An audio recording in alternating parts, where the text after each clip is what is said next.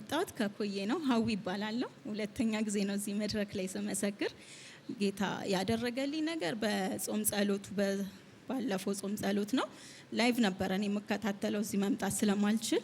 ከዛን አርብ ዕለት ማታ ህልም አየሁ። ህልሙ እኔና የ4 ዓመት ልጅ አለን ይዞን ወደ መቃብር ይሄዳል የሆነ ሰውዬ መጥቶ ማለት ነው። እና ልለካችሁ ይለኛል። ልለካችሁና ቦታ ያዙ ምናምን ስል እንደኛ እኮ አይመለከተንም እለዋለሁ። አይ በጣም ቦታ ስለጠፋ ሊያዛችሁ ምናምንልና ለልጄ ይቆፍርለታል እና ግባ ስለው ልጄ ያመልጧል እምቢ ብሎ ሮጠ። ከዛ በኋላ እኔንም ነይ በቃ አንቺ ቦታ ያዥ አየሽ የሚያማምሩ ቦታ ነው ምናምን ስለኝ አረ እኔ ልጄን ልከተለው ብዬ ሮጬ እሄዳለሁ። ቅዳሜውን እዚህ መጣሁኝ። አልጸለይኩበትም በዛ ርዕስ በቃ ቅዠት ነው ብዬ ብቻ ወደዚህ መጣሁ። ከዛን እዚህ እየጸለይኩኝ ይሄ ፓርቲን ራስ ምታት በጣም ኃይለኛ መታኝ። ከዛ በኋላ እየጸለይኩኝ በቃ እንደዛው እየደከመኝ ወደ ቤት ሄድኩ። እሁዱን የጌታ እራት እዚህ ተካፈልኩኝ። እንደዛው ነው በቃ ህመሙ አለ። ከዛ በቃ እንዲህ ጌታ እራት እንደወሰርኩኝ ጠጡ ስትል አሁን ስፍራህን ለቀህ ትወጣለህ ብዬ ነው የወሰርኩት። ከዛ በኋላ ሰውነቴ ሙሉ ማባበጥ ጀመረ ማለት ነው ታክሲ ውስጥ። ከዛን እህቴን አረ ምንድነው የሆነ ነገር እኮ እየወጣብኝ ነው ስላ ወይኔ ምናምን ብላ ዝም አል እቤት ገባልና የሆነ ኃይለኛ እንቅልፍ ይዞኝ ሄደ። በዛው አደርኩኝ። ጠዋት ስነሳ ሙሉ አካሌ በቁስል ተመታው። ሙሉ ሰውነቴ ከጭንቅላቴ እስከ ውስጥ እጄ ሁላ ቁስል በቃ። ከዛ በኋላ እንደዛው ሰኞን በር ዘግቼ ዋልኩኝ። ማክሰኞም ባሰ ኦቨር ሄደ። ከዛ በኋላ ዘይት ከዚህ ወሰርኩት ነበረ ስቀባ አዞረኝ ማለት ነው። ከዛ የሆነ እንደ ራበኝ ነገር መሰለኝና ኪችን ደርሼ ስመለስ ወደኩ። ከዛ በኋላ እንደምንም በቃ እህቴ ምናምን ወደ መኝታ ክፍል ገባሁኝና እንደትሆነ እንደ እንቅልፍም ድካም ነገር አለኝ። በቃ ጌታ ሆይ ልሞት ነው እንደዛ ተናግራኝ በቃ ውስጤ በጣም መጸለይ ማቃተ። ከዛን አንተ የበዓል ፕሮግራም ስታውጅ ቲክቶክ ገባሁኝና አየሁኝ። አለቀስኩ በጣም።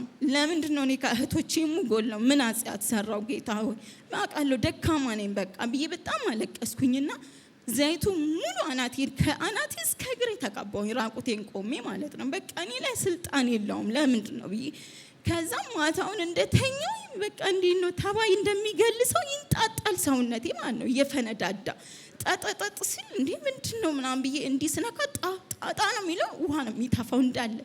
ከዛን ፎጣ ገላን በማድረቂያ ፎጣ ማከክ ጀመርኩኝ። በጣም ነው የሚያሳክከው በቃ ማክበት አረካም እንዲህ ያከኩኝ በቃ አፈነዳዳዋቸው ሙሉ ማለት ነው። ከዛም በጣም እንቅልፍ አልተኛም። በጣም ትንሽ እንቅልፍ ወሰደኝና ራራውልሽ የሚል ድምጽ ሰማለሁ ውስጤ። ራራውልሽ ስለኝ ከዛ አሚን ራራልኝ እኮ ብዬ ያለቀስኩኝ እህቴን ጠዋት እግዚአብሔር እኮ ራራልኝ አልኳት። እግዚአብሔር በጣም ነው የሚከብደው በቃ በእኔና በሞት አንድ እርምጃ ነው የቀረው። በጣም በቃ ድክም ነው የሚለኝ።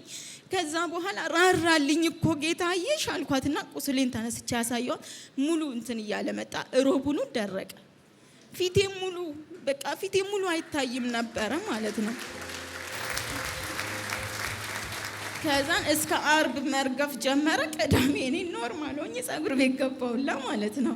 ከዛን እዚህ መጥቼ የእሁድ ፕሮግራም ተካፍዬ ሲሄድ እዚህ ጋር አበጠ። ልክ ከዚህ እንደወጣኝ አበጠ ማለት ነው ይሄ።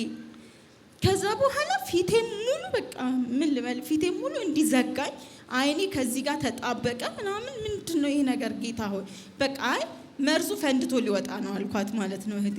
ከዛ ማክሰኞ ዕለት ማየት ከለከለኝ። በጣም ነው አናቴን እንዲዝቅ ሳረገው ከውስጤ ዝቅ ይላል ሆነ ነገር። ከዛ ለምን አክም ቤት ሄጄ አላስበሳውም አልኳት። ከዛን ሄጄ አስበሳሁት። ዘይቱን ተቀብቼ ነው የሄድኩት። ሰውየው እንዳለኝ ቡዳን ይበላሽው አለኝ ዶክተሩ። ዘይት ተለቅልቄ ሄድኩኝ ከዚህ እንትን ለማስበሳት ማለት ነው። እኔ ምንም አይነት ቃል እንዳይናገረኝ በኢየሱስም የበሽታ ስም እንዳይጠራብኝ ጌታ ሆይ ብዬ ዘይቱን ተቀብቼ ሄድኩኝ። ሰፈር ነው። ከዛን አረ ዶክተር ምናምን አንቺ ቡዳን ይበላሽ እኮ አለኝ።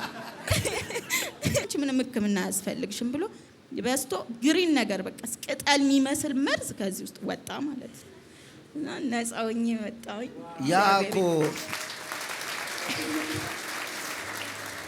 መቃብር የሚለካልሽ እኮ ነው።